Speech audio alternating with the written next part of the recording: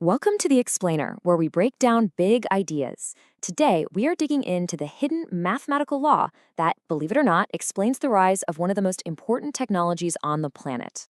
So, this story starts with this one guy, Linus Torvalds, and he famously described himself as, well, not a people person.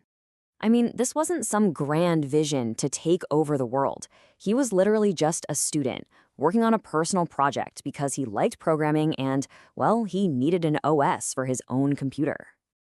And yet, fast forward to today, and that little project he built, it runs on 100%. 100% of the world's top 500 supercomputers. And that phone in your pocket? Chances are, it's powered by Linux too. Over 70% of smartphones run on Android, which is built on top of the Linux kernel. Basically, it's the invisible backbone of the internet. Think about cloud computing, social media, pretty much the entire digital world we live in. It's all propped up by Linux. So this creates a pretty fascinating puzzle, right? How did a project started by a self-described loner accidentally become the greatest example of global collaboration we've ever seen?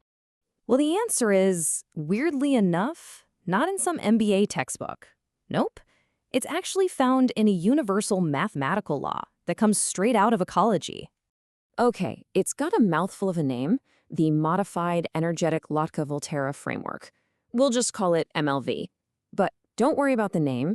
It's all built around one really simple core idea. And that idea is something called the I factor. You can basically think of it as a conflict meter. All it does is measure the cost of any interaction versus the benefit you get out of it. And here's where it gets really interesting. The framework shows there's this simple but super powerful tipping point. If the I factor is greater than 1, meaning the cost is higher than the benefit, systems start to compete. But if the I factor is less than 1, where the benefit outweighs the cost, something amazing happens. Cooperation just emerges, all on its own. Now, this isn't just some abstract theory. When researchers actually ran simulations across like 10,000 different systems, a really clear pattern popped out. What they found was just wow. An incredible 78% of all stable systems naturally end up in a state of cooperation. And that is a huge deal. It suggests that cooperation isn't just, a nice thing to do. It's more like a law of nature, a fundamental force pushing things toward a stable state. Okay, so a law of nature? That's pretty wild.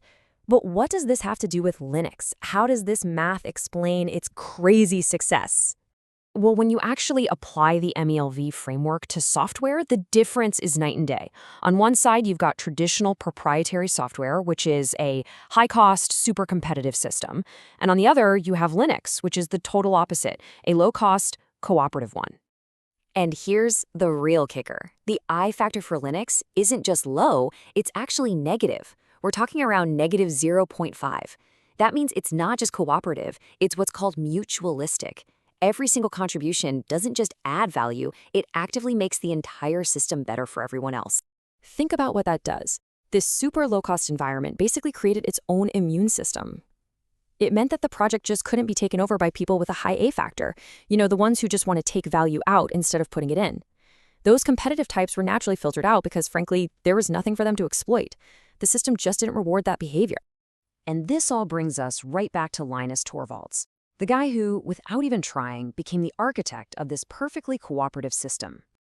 I mean, listen to what he said. He didn't start this thing as some big collaborative project. He just started it for himself. He needed it. And more than that, he just enjoyed doing it. He had no grand plan for the outcome. He just built it, and this is the crucial part, he shared it freely.